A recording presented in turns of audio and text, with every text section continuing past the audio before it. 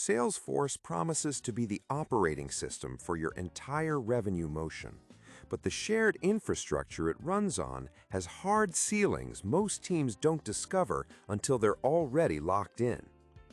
Salesforce is built on a multi-tenant architecture where thousands of companies share the same underlying compute, database, and memory resources. To protect performance across tenants, Salesforce enforces governor limits, hard runtime caps that cannot be negotiated or purchased away. In a single synchronous Apex transaction, you're capped at 100 SOQL queries, 6 megabytes of heap memory, and 100 HTTP callouts to external systems. These aren't soft warnings. Hitting them throws an exception that kills the transaction entirely. For complex automation, real-time integrations, or high-volume processing, these limits force you to redesign logic around platform constraints rather than actual business requirements.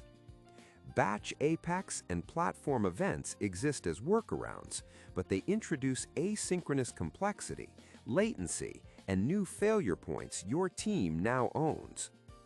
Salesforce licensing starts around $25 per user per month on Starter, but the limits that matter most surface on Enterprise at $165 per user per month, where data volumes and integrations expose them.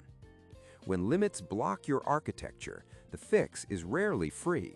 It's a consultant rebuild, middleware like MuleSoft, or a platform tier upgrade.